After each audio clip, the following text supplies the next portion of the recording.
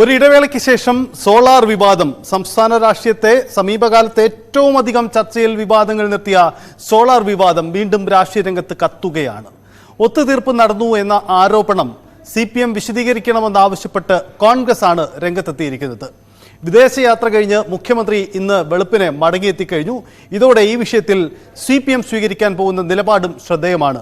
മുഖ്യമന്ത്രി വിശദീകരിക്കുമോ എന്ന പ്രധാനപ്പെട്ട രാഷ്ട്രീയ ചോദ്യമാണ് ഉയരുന്നത്. കാരണം ഈ സോളാർ സമരം ഒത്തുതീർപ്പാക്കലുമായി ബന്ധപ്പെട്ട ഏറ്റവും പ്രധാനപ്പെട്ട നീക്കം നടത്തിയ വ്യക്തിയാണ് അന്നത്തെ CPM-ന്റെ സംസ്ഥാന സെക്രട്ടറിയും ഇപ്പോഴത്തെ മുഖ്യമന്ത്രിയുമായ പിണറായി വിജയൻ.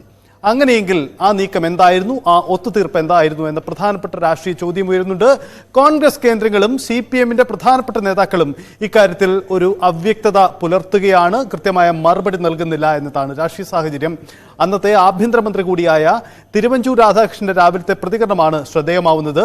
സമരം പിൻവലിച്ചതിന് പിന്നിൽ ഒത്തുതീർപ്പായിരുന്നെങ്കിൽ അതെന്ത് എന്ന രാഷ്ട്രീയ ചോദ്യം ഉയരുന്നുണ്ട്. പക്ഷേ ഒരു ഒത്തുതീർപ്പും ഉണ്ടായിരുന്നില്ല എന്ന് വ്യക്തമാക്കുന്നത് തിരുവഞ്ചൂർ രാധാകൃഷ്ണനാണ്.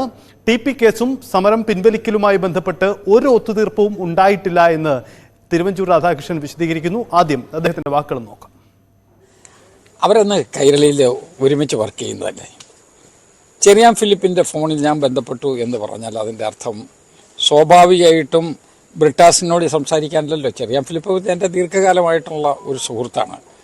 അദ്ദേഹം ഇവിടെ KSUവിൻ്റെ സെക്രട്ടറിയായിട്ട് എന്നോടൊപ്പം നിന്നിട്ടുള്ള, ഞാൻ KSU പ്രസിഡൻ്റായിരിക്കുമ്പോൾ.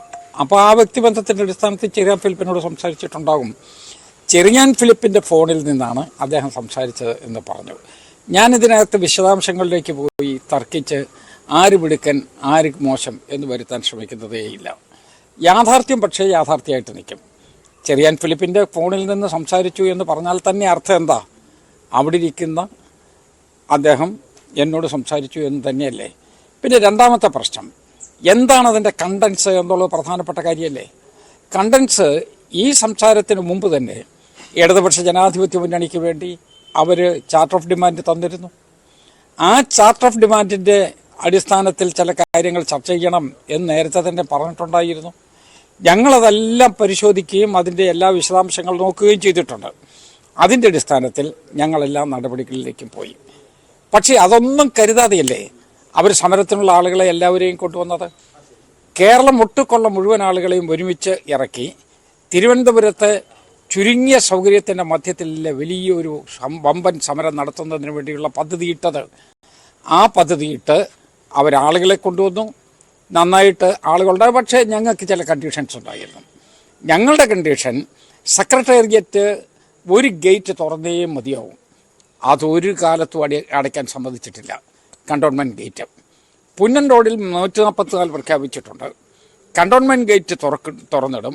ബാക്കി സമരം ചെയ്യണമെന്നുള്ള ആളുകൾക്ക് ബാക്കി ഗേറ്റുകളിൽ അവർക്ക് ചെയ്യാം. നോർത്ത് ഗേറ്റ് ഉണ്ട്, സൗത്ത് ഗേറ്റ് ഉണ്ട്, YMCAയുടെ പടിക്കുള്ള ഗേറ്റ് ഉണ്ട്. അവിടെയൊക്കെ സമരം ചെയ്യാം, ഒരു കുഴപ്പമില്ല. പക്ഷേ റെഗുലറായിട്ട് മന്ത്രിമാർ, സെക്രട്ടേറിയറ്റ് സ്റ്റാഫ് അവരെല്ലാം വന്നു പോകുന്ന ഒരേ ഒരു ഗേറ്റ്, ആ കാര്യത്തിൽ വിട്ടുവീഴ്ചയില്ല എന്ന് ഞങ്ങൾ പറഞ്ഞു.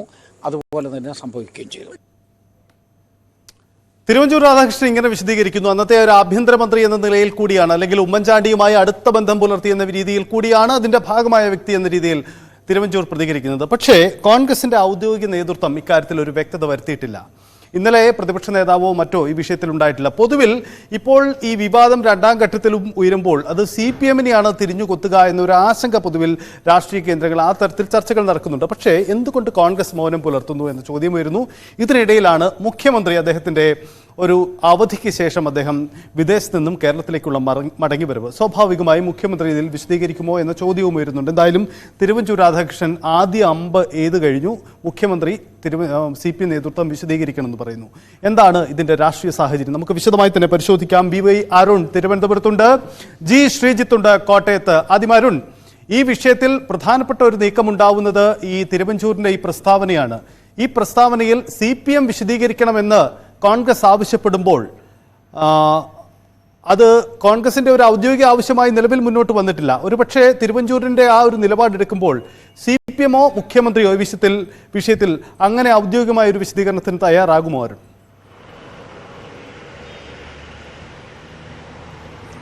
സ്ഥലത്ത് ഏറ്റവും പ്രധാനം സോളാർ സമരം തുടങ്ങിയത് മുഖ്യമന്ത്രി ഉമ്മൻചാണ്ടി രാജി ആവശ്യപ്പെട്ടാണ്. ജുഡീഷ്യൽ അന്വേഷണം എന്ന ആവശ്യവുമായല്ല അന്ന് സമരം തുടങ്ങിയത്. അപ്പോൾ സമരം വലിയ രീതിയിൽ വിജയമാകുമെന്ന പ്രതീക്ഷയോടുകൂടി സമരം, അത്രയധികം തയ്യാറെടുപ്പോടുകൂടി സമരം, അത് കേരളം കണ്ടില്ലാത്ത തരത്തിലുള്ള വലിയ ഒരു ജനകീയ മുന്നേറ്റമായി മാറി എന്ന വസ്തുതയാണ്. ആ സമരമാണ് അതിൻ്റെ ഉദ്ദേശ ലക്ഷ്യങ്ങൾ അല്ലെങ്കിൽ സമരത്തിൻ്റെ ആവശ്യങ്ങൾ നടപ്പാകുന്നതിന് മുമ്പ് തന്നെ പിൻവലിച്ച് ഇടതുമുന്നണി സമരം അവസാനിപ്പിച്ചു. അന്ന് തന്നെ രാഷ്ട്രീയ കേന്ദ്രങ്ങൾ വലിയ ഞെട്ടലുണ്ടാക്കിയ സംഭവമാണ്. അതിൻ്റെ എന്തുകൊണ്ട് ആ സമരം അവസാനിപ്പിച്ചു എന്ന ചോദ്യം അന്ന് തന്നെ ഉയർന്നതാണ്. ഒരു രാഷ്ട്രീയ ഡീൽ, നിഗൂഢമായ ഒരു ഡീൽ ഇതിന് വേണ്ടി നടന്നിട്ടുണ്ടെന്ന ആക്ഷേപം അന്ന് മുതൽ ശക്തമാണ്. ഇപ്പോൾ ഈ സമരം വീണ്ടും ആരുടെ വിജയമായിരുന്നു? അന്ന് ഇടതുമുന്നണി അവസാനിപ്പിക്കുമ്പോൾ ജുഡീഷ്യൽ അന്വേഷണം എന്നത് തങ്ങളുടെ വിജയമായി കണ്ട് സമരം അവസാനിപ്പിക്കുന്നു എന്നാണ് പറയുന്നത്. പക്ഷേ അതിനപ്പുറത്തേക്ക് വളരെ പ്രത്യക്ഷത്തിൽ നോക്കുമ്പോൾ അതിൻ്റെ രാഷ്ട്രീയ നേട്ടമുണ്ടായത് ഇടതുമുന്നണിയേക്കാളേറെ UDF-നാണ്. കാരണം ആ സമരം 1-2 ദിവസം കൂടി നീണ്ടുപോയിരുന്നുവെങ്കിൽ ഉമ്മൻചാണ്ടി രാജിവെക്കുമായിരുന്നുവെന്ന കരുതുന്നവർ ഏറെയാണ്. അദ്ദേഹം അടുത്ത കേന്ദ്രങ്ങൾ ഉമ്മൻചാണ്ടി രാജിക്കൊരുങ്ങിയെന്ന് പലപ്പോഴും നേരിട്ടും അല്ലാതെയുമൊക്കെ പറഞ്ഞിട്ടുള്ളതുമാണ്. അതുകൊണ്ട് തന്നെ ഒരു ഉമ്മൻചാണ്ടി രാജിവെച്ചാൽ സ്വാഭാവികമായും ആ സർക്കാർ വീഴും. അത്രയധികം നേരിയ ഭൂരിപക്ഷത്തിലാണ് ഉമ്മൻചാണ്ടിയുടെ 2011 മന്ത്രിസഭ മുന്നോട്ട് പോയത്. 1.5 വർഷത്തിലേറെ ബാക്കിയുള്ളപ്പോൾ സർക്കാർ വീണെങ്കിൽ ഒരുപക്ഷെ അവിടെ വീണ്ടും ഒരു പുതിയ സർക്കാർ വരേണ്ട സാഹചര്യത്തേക്ക്, ഒരുപക്ഷെ തെരഞ്ഞെടുപ്പിലേക്കോ അല്ലെങ്കിൽ അന്നത്തെ ഭൂരിപക്ഷം ഉപയോഗിച്ചുകൊണ്ടും ആരെങ്കിലുമൊക്കെ അടർത്തി മാറ്റിക്കൊണ്ടും ഒരു ഇടതു സർക്കാർ ഈ ടേമിനിടയിൽ ഉണ്ടാകേണ്ടി വരുന്നു. അങ്ങനെ നോക്കുമ്പോൾ സ്വാഭാവികമായും ഒരു മന്ത്രിസഭ രക്ഷിച്ചെടുത്തു, ഒരു മുഖ്യമന്ത്രി രക്ഷിച്ചെടുത്തു എന്നതിൻ്റെ രാഷ്ട്രീയ ലാഭം, രാഷ്ട്രീയ നേട്ടം ഇപ്പോൾ അത് അവകാശപ്പെടുന്ന ഇടതുമുന്നണിയേക്കാളേറെ UDF-നാണെന്നുള്ളത് നിസ്തർക്കമാണ്. അവിടെയാണ് എന്തുകൊണ്ട് ഇത്തരമൊരു രാഷ്ട്രീയ വിജയം നേടാനുള്ള അവസരം, ഉമ്മൻചാണ്ടിയുടെ രാജി ആവശ്യപ്പെട്ട സർക്കാരിനെ മറിച്ചിടാനുള്ള അവസരം ഇടതുമുന്നണി ഉപയോഗിച്ചില്ല. തെരഞ്ഞെടുപ്പിലൂടെ അടുത്ത സർക്കാർ വന്നാൽ മതി എന്ന നിലപാടാണെന്ന് ഇടതു നേതൃത്വത്തിലെ പ്രധാനികൾ, പാർട്ടി സെക്രട്ടറി അടക്കമുള്ളവർ എടുത്തതെന്നതും വളരെ പ്രധാനപ്പെട്ട കാര്യമാണ്. അതിന് CPM-നുള്ളിൽ നിന്ന് തന്നെ ഒരുപക്ഷെ നേരത്തെ സി ദിവാകരനൊക്കെ നമ്മോട് വെളിപ്പെടുത്തതുപോലെ അവിടെ മറ്റൊരു ലക്ഷ്യം കൂടി ഇടതുമുന്നണിക്കുണ്ടായിരുന്നു, CPM-നുണ്ടായിരുന്നു. ആ ലക്ഷ്യം ഒരു സർക്കാർ, ഉമ്മൻചാണ്ടി രാജിവെച്ചാൽ വീണ്ടും ഒരു സർക്കാർ രൂപീകരിക്കാൻ ഇടതുമുന്നണിക്ക് അവസരം വന്നാൽ അന്ന് സ്വാഭാവിക മുഖ്യമന്ത്രിയായി ഉയർത്തിക്കാട്ടപ്പെടേണ്ടത് അന്നത്തെ പ്രതിപക്ഷ നേതാവ് VS അച്യുതാനന്ദനാണ്. VS ഒരിക്കൽ കൂടി കേരളത്തിൻ്റെ മുഖ്യമന്ത്രിയാകാതിരിക്കാൻ അന്നത്തെ പിണറായി വിഭാഗം അല്ലെങ്കിൽ പിണറായി പക്ഷം എന്ന് പറയുന്ന ആ ഒരു സംഘം നടത്തിയ ശ്രമമായി അതിനെ കാണുന്നവരുണ്ട്. സിദ്ധിവാനത്തിന് വിമർശനം നേരത്തെ ഉന്നയിച്ചതുമാണ്. അത് ഒരു കാരണം. മറ്റൊന്ന്, TP ചന്ദ്രശേഖരൻ വധത്തിലെ അന്വേഷണം കുറച്ചുകൂടി മുകളിലേക്ക് CPM-ൻ്റെ സംസ്ഥാന നേതൃത്വത്തിലേക്ക് എത്തും എന്ന ഒരു ആശങ്ക പലപ്പോഴും CPM-ന് ആ ഘട്ടത്തിലുണ്ടായിരുന്നു. വലിയ പ്രതിരോധത്തിലിരിക്കുകയാണ് അത്തരം ഒരു സമരത്തിലേക്ക് അവർ ഇറങ്ങി പുറപ്പെട്ടത്. അതോടുകൂടി കേരള രാഷ്ട്രീയ ചിത്രം തന്നെ മാറുകയായിരുന്നു. അങ്ങനെ ആ അന്വേഷണത്തിലേക്ക് പോകാതെയുള്ള ഒത്തുതീർപ്പ്, ഉമ്മൻചാണ്ടിയുടെ കസേര സംരക്ഷിക്കാൻ, സർക്കാരിനെ സംരക്ഷിക്കാൻ ഇടതുമുന്നണി തയ്യാറായാൽ അല്ലെങ്കിൽ മറിച്ചിടാതിരിക്കാനുള്ള അവർ സമരത്തെ പിന്നോട്ട് പോയാൽ അവിടെ TP കേസ് അവസാനിപ്പിക്കാം എന്നൊരു ധാരണ എവിടെയൊക്കെ രൂപപ്പെട്ടു എന്ന് വിശ്വസിക്കുന്നവർ ഏറെയാണ്. അത്തരം ആരോപണം ഉയർന്നു വന്നതാണ്. ഇപ്പോൾ അത് അംഗീകരിക്കാൻ തിരുവനന്തപുരം തയ്യാറാവുന്ന അദ്ദേഹം അത് ഓൺ ചെയ്യുന്നുമില്ല. ഏതായാലും സയ്യിദ് സൂചിപ്പിച്ച ഒരു ഏറ്റവും പ്രധാനപ്പെട്ട ഈ വിഷയത്തിൽ ഏറ്റവും പ്രധാനപ്പെട്ട നിലപാട്, എന്തുകൊണ്ട് സമരം പിൻവലിച്ചു, ആരാണ് തീരുമാനിച്ചത്? തോമസ് ഐസക്കിനെ പോലെ CPM-ൻ്റെ കേന്ദ്ര കമ്മിറ്റി അംഗം, അന്നത്തെ പ്രധാനപ്പെട്ട MLA-യും ഒക്കെ ആയിരുന്ന തോമസ്, അദ്ദേഹം പോലും ഈ വിഷയം അറിഞ്ഞിരുന്നില്ല. പല നേതാക്കളും അറിഞ്ഞിരുന്നില്ല. സമരം അവസാന ശേഷവും അവർക്ക് പുറത്ത് നമ്മളൊന്ന് റിപ്പോർട്ട് ചെയ്യുമ്പോൾ നമുക്ക് അറിയാവുന്നതാണ്. സമരം അവസാന ശേഷവും ഈ സമരം അവസാനിക്കില്ല, നീണ്ടുപോകുമെന്ന് തോമസ് ഐസക്ക് ഈ സമരം അവസാനിപ്പിക്കാനുള്ള തീരുമാനം ഇടതുമുന്നണി കൈക്കൊണ്ട ശേഷവും പറഞ്ഞിരുന്നു. കോടിയേരി ബാലകൃഷ്ണൻ അന്ന് രാവിലെയും മാധ്യമങ്ങളോട് സംസാരിക്കുമ്പോൾ ഒരുപക്ഷെ ഞാൻ രാവിലെ അദ്ദേഹത്തിൻ്റെ ഒരു പ്രതികരണം രാവിലെ 7 മണിക്ക് എടുത്താണ്. അദ്ദേഹം എന്നോട് പറഞ്ഞ് സമരം 12 എണീറ്റു എന്ന് അദ്ദേഹം പറഞ്ഞത് ഈ സമരം അവസാനിക്കില്ല, നീണ്ടുപോകുമെന്ന്. അതായത് അത്ര പ്രധാനപ്പെട്ട നേതാക്കൾ പോലും സമരം മുന്നോട്ട് പോകുമെന്ന് പറയുമ്പോൾ പൊടുന്നനെ സ്വിച്ചിട്ട പോലെ സമരം അവസാനിച്ചു. അവിടെ ഈ പറയുന്നതിനപ്പുറത്തേക്ക് കേരളത്തിൻ്റെ നന്മ, കേരളം കലാപഭൂമിയാകാതിരിക്കാനുള്ള ഇടത് വലത് മുന്നണികളുടെ രാഷ്ട്രീയ ജാഗ്രതയുടെ ഭാഗമായി ആണ് സമരം അവസാനിപ്പിച്ചെന്ന് പറയുമ്പോൾ അത്ര പെട്ടെന്ന് ഉൾക്കൊള്ളാനാകുന്ന ഒരു അവകാശവാദമല്ല ഇപ്പോൾ ഈ നേതൃത്വം ഉന്നയിക്കുന്നതിന് അപ്പുറത്തേക്ക് എന്തോ ഒരു ധാരണ, ഒരു ഡീൽ നടന്നിട്ടുണ്ടെന്ന് വ്യക്തമാണ്. അത് പറയാൻ ഏറ്റവും അർഹൻ, ഏറ്റവും അതിന് കഴിവുള്ളയാൾ ഇപ്പോഴത്തെ മുഖ്യമന്ത്രി, അന്നത്തെ പാർട്ടി സെക്രട്ടറി പിണറായി വിജയൻ തന്നെയാണ്. മറ്റൊരാൾ MK പ്രേമചന്ദ്രനാണ്. ഈ രാഷ്ട്രീയ സമവായ നീക്കങ്ങളിലൊക്കെ വളരെ പ്രധാനപ്പെട്ട ഒരു പങ്ക് വഹിച്ച ആളാണ് MK പ്രേമചന്ദ്രൻ. അന്ന് അദ്ദേഹം ഇടതുമുന്നണിയുടെ ഏറ്റവും പ്രധാനപ്പെട്ട നേതൃമുഖങ്ങളിലൊന്നായിരുന്നു. ഇന്ന് അദ്ദേഹം UDF-നൊപ്പമാണ്. അദ്ദേഹം 11 മണിക്ക് വാർത്താ സമ്മേളനം നടത്തുന്നുണ്ട്. അദ്ദേഹം സ്വാഭാവികമായ വിഷയത്തിൽ പ്രതികരണം നടത്തുമെന്ന് തന്നെ പ്രതീക്ഷിക്കാം. അരുൺ സൂചിപ്പിച്ച പ്രധാനപ്പെട്ട രാഷ്ട്രീയ സാഹചര്യം നമുക്ക് മുന്നിലുണ്ട്. NK പ്രേമചന്ദ്രനാണ് ഇടതുമുന്നണിയുടെ ദൂതനായി പിന്നീട് UDF സംഘത്തെ കണ്ടത് എന്നതാണ് ഇന്നലെ ഈ ജോൺ മുണ്ടക്കയം അദ്ദേഹത്തിൻ്റെ ലേഖനത്തിലൊക്കെ പറയുന്ന കാര്യം. അതുപോലെ തന്നെയാണ് സംഭവിച്ചതെന്ന് അതുമായി ബന്ധപ്പെട്ട വ്യക്തിതകൾ തന്നെ ഇന്നും വിശദീകരിക്കുന്നു എന്നതാണ്. പ്രേമചന്ദ്രൻ്റെ പ്രതികരണം നമുക്ക് പ്രതീക്ഷിക്കാം. ഒപ്പം സി ദിവാറിൻ്റെ പ്രതികരണം ഞങ്ങൾ തേടിയിരുന്നു, പക്ഷേ അത് ലഭ്യമാവുന്നില്ല എന്ന സാഹചര്യമുണ്ട്. കോട്ടയത്തേക്ക് പോകുമ്പോൾ ശ്രീജിത്ത്, ഈ തിരുവഞ്ചൂർ ഇന്ന് പറയുന്നത് അദ്ദേഹം അന്ന് വളരെ നിർണായകമായ റോൾ വഹിച്ച വ്യക്തി എന്ന രീതിയിലാണ് അന്നത്തെ സാഹചര്യങ്ങൾ വിശദീകരിക്കുന്നത്. ആരുടെ വിജയം ആരുടെ തോൽവി എന്നതിലേക്കൊന്നും പോകുന്നില്ല എന്ന് പറയുമ്പോഴും തിരുവഞ്ചൂർ ഒരു സേഫ് പോയിന്റിൽ നിന്നുകൊണ്ടാണ് ഈ വിഷയത്തിൽ പ്രതികരിക്കുന്നത്. കോൺഗ്രസ് ഔദ്യോഗികമായി ഇതിൽ പ്രതികരിച്ചിട്ടുമില്ല. ഇന്നലെ കോൺഗ്രസിന്റെ ഔദ്യോഗിക പ്രതികരണങ്ങൾ മാധ്യമങ്ങൾ തേടിയെങ്കിൽ കൂടിയും അക്കാര്യത്തിൽ ഈ സോളാർ വീണ്ടും ചർച്ചയാക്കാൻ കോൺഗ്രസ് എന്തുകൊണ്ടോ മടിക്കുകയാണ്. യഥാർത്ഥത്തിൽ ഈ തിരുവഞ്ചൂരിന്റെ നിലപാട് CPM വിശദീകരിക്കണമെന്നും മറ്റുമുള്ള നിലപാട് അത് കോൺഗ്രസിന്റെ ഒരു ഔദ്യോഗിക ആവശ്യമായി നമുക്ക് കാണാൻ കഴിയുമോ?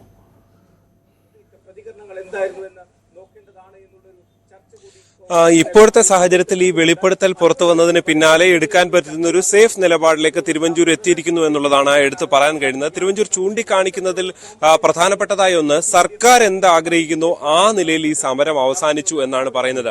അപ്പോൾ നമ്മൾ സ്വാഭാവികമായും ചോദിച്ചു, ഈ TP കേസ് ഉൾപ്പെടെയുള്ളവ, ആ കേസിൽ കൂടുതൽ അന്വേഷണം അല്ലെങ്കിൽ അങ്ങനെയുള്ള നേതൃത്വത്തിലേക്ക് പോകാതിരിക്കാനുള്ള ഒരു ഉടമ്പടിയാണോ ഇക്കാര്യത്തിൽ ഉണ്ടായത് എന്ന് ചോദിച്ചപ്പോൾ TP കേസുമായി ബന്ധപ്പെട്ട് എന്താണ് സർക്കാരിന്റെ നിലപാട് എന്ന് ഇപ്പോഴും കോടതിയിൽ തെളിയിച്ചുകൊണ്ടിരിക്കുക. കാരണം ഈ വെറുതെ വിട്ട പ്രതികളെ പോലും ശിക്ഷിക്കുന്ന നിലയിലേക്ക് കാര്യങ്ങൾ എത്തിയത് ചൂണ്ടിക്കാട്ടിയാണ് തിരുവഞ്ചൂരിന്റെ പ്രതികരണം. ഇനി ചർച്ച നടന്നു എന്ന വിഷയത്തെക്കുറിച്ച് ജുഡീഷ്യൽ അന്വേഷണം എന്ന ആവശ്യം നേരത്തെ തന്നെ സർക്കാരിന് മുന്നിൽ വെച്ചതാണ്. അത് പ്രത്യേകിച്ച് ഈ ജോൺ ബ്രിട്ടാസ് അല്ലെങ്കിൽ മറ്റ് ഇടത് കേന്ദ്രവുമായി ചെറിയാൻ ഫിലിപ്പുമായി സംസാരിക്കുമ്പോൾ അത് ഓൾറെഡി ഈ വിഷയം ഉള്ളതാണ്, ചർച്ചയിലുള്ളതാണ്, ഇടതുമുന്നണി മുന്നോട്ട് വെച്ചിട്ടുള്ളതാണ്. അതിൽ മുഖ്യമന്ത്രി രാജിവെക്കണം എന്ന നിലപാടായിരുന്നു ഇടതുമുന്നണിക്ക് ഉണ്ടായത്. പക്ഷെ അത് അംഗീകരിച്ചില്ല. അതായത് സർക്കാർ ആഗ്രഹിക്കുന്ന നിലയിൽ ഈ സമരം അവസാനിച്ചു എന്ന് തിരുവഞ്ചൂർ കൃത്യമായി പറയുകയാണ്. ഇത്രയധികം ആളുകളെ എന്തിനാണ് സെക്രട്ടേറിയറ്റിന് മുന്നിൽ കൊണ്ടുവന്നത്, ഇങ്ങനൊരു സമരം നടത്തിയത് എന്നത് അടക്കമുള്ള കാര്യങ്ങൾ ഇനി വിശദീകരിക്കേണ്ടത് CPM ആണ് എന്നുകൂടി തിരുവഞ്ചൂർ പറഞ്ഞു വെക്കുകയാണ്. ഫലത്തിൽ ഇതൊരു വിവാദമായി നിൽക്കുന്നു, പക്ഷേ അഡ്ജസ്റ്റ്മെന്റുകൾ ഒന്നുമില്ല എന്ന് തിരുവഞ്ചൂർ പറയുമ്പോഴും ഈ കോൺഗ്രസ് നേതാക്കളുടെ മൗനം അത് തീർച്ചയായും ദുരൂഹമാണ്. അത് കേവലം ഈ സമയത്ത്, ഇപ്പോൾ തെരഞ്ഞെടുപ്പൊന്നും അല്ല, ഇപ്പോൾ ഈ സമയത്ത് ഈ വിഷയം ചർച്ച ചെയ്തതുകൊണ്ട് പ്രത്യേകിച്ചൊന്നും സംഭവിക്കാനില്ല. പക്ഷേ എന്നിട്ടും കോൺഗ്രസിന്റെ മൗനം ഒരു പരിധിവരെ ദുരൂഹമാണെന്ന് തന്നെ പറയേണ്ടി വരും. സജിത്ത്. യെസ്, അതാണ് സാർ. അരുണ്, നമ്മൾ ഇന്നലെ ഈ വിവാദമൊക്കെ ഉയർന്നതിന് ശേഷം കോൺഗ്രസിന്റെ പല പ്രധാനപ്പെട്ട നേതാക്കളുമായി സംസാരിക്കാൻ ശ്രമിച്ചിരുന്നു, പ്രത്യേകിച്ച് അന്ന് ഉമ്മൻചാണ്ടിയുമായി അടുത്തു നിന്ന നേതാക്കൾ. പക്ഷേ ഇവരാരും ഒരു പ്രതികരണത്തിലേക്ക് വരുന്നില്ല എന്നതാണ്. ഒരുപക്ഷെ എന്തുകൊണ്ടാണ് വീണ്ടും ഈ സോളാറുമായി ബന്ധപ്പെട്ട ആ സമരവും അന്നുണ്ടായ ആ ചർച്ചകളും വീണ്ടും ചർച്ചയാക്കേണ്ടതില്ല എന്ന് കരുതുന്നത്? അതല്ലെങ്കിൽ ഇപ്പോൾ ഈ ലേഖനം പുറത്തു വരുന്നതിലും തിരുവഞ്ചൂരിന്റെ പ്രതികരണമൊക്കെ, യെസ്, അരുണിലേക്ക്